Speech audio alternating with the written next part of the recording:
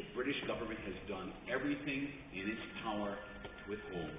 Now, we have turned a corner. We're on a downward slope. It was a long, hard slog to the top, a point that we probably passed on 4 November 2008. But now, the journey is all about acceleration. It's acceleration into a future that looks almost nothing like the past. The configuration of power has changed. Its distribution, its creation, its application. But the troubles with circumstances of acceleration are that they go hand in hand with a loss of control. At a certain point, our entire global culture is liable to start hydroplaning, or worse, it's going to go airborne. And as we leave the well-oiled wheels of culture behind, we can spin the steering wheel all we want. Nothing will happen. Acceleration has its own rationale and responds to neither reason nor desire. Force will meet force. Force is already meeting force. So what happens now as things speed up is a bit like what's happening in the guts of CERN's Large Hadron Collider. Different polities and institutions will smash and reveal their inner workings like parts sprung from crashed cars. Now, we can learn a lot if we're clever enough to watch these collisions as they happen. Some of these particles in collision will be governments or quasi-governmental organizations. Some will look nothing like them. But before we glory all J.G. Ballard-like in the terrible beauty of these crashes, we should remember that these institutions are first and foremost the domain of people who are ill-prepared for the whiplash or the sudden impact of the dashboard. No one is wearing a safety belt. Even as things start to slip noticeably beyond control, someone's going to get hurt. That much is already clear. What we urgently need, and we do not yet have, is a political science for the 21st century. We need to understand the autopoietic formation of polities, which has been so accelerated in this era of hyperconnectivity.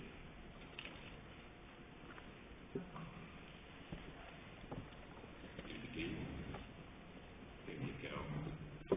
We need to understand the mechanisms of knowledge sharing among these communities and these polities and how they lead to hyperintelligence.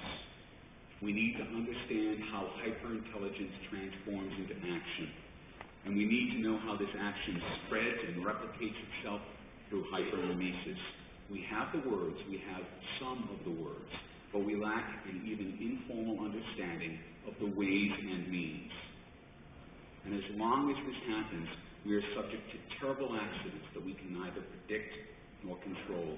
We can end the war between ourselves and our times, but first we must watch carefully. The collisions are mounting, and they have already revealed much. We have enough data to begin to draw a rough map of this new territory.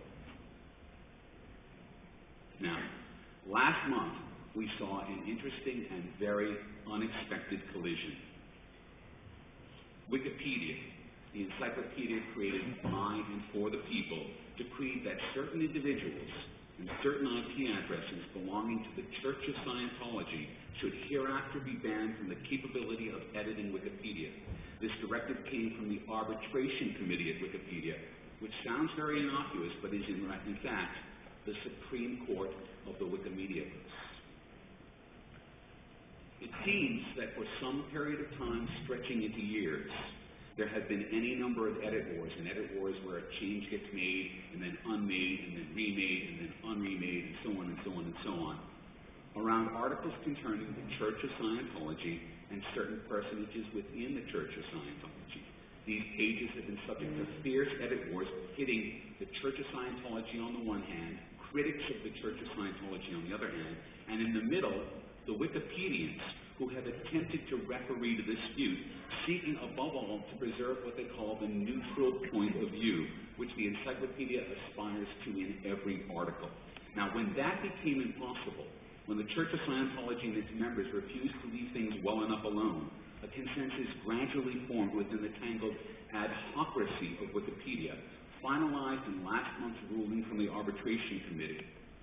So for at least 6 months, Several Church of Scientology members are banned by name, and all church computers are banned from making edits to Wikipedia. Now, that would seem to be bad, but it's not. The Church of Scientology has been diligent in ensuring that the mainstream media, and make no mistake, Wikipedia is a mainstream medium, that the mainstream media do not portray characterizations of Scientology which are unflattering to the church. There's no reason to believe that things will simply rest as they are now, that everyone will go off and skulk in their corners like children given a timeout. Indeed, the chairman of the Church of Scientology, David Miscavige, quickly issued a press release comparing the Wikipedians to Nazis, saying, and I quote, "What's next? Will Scientologists have to wear yellow six-pointed stars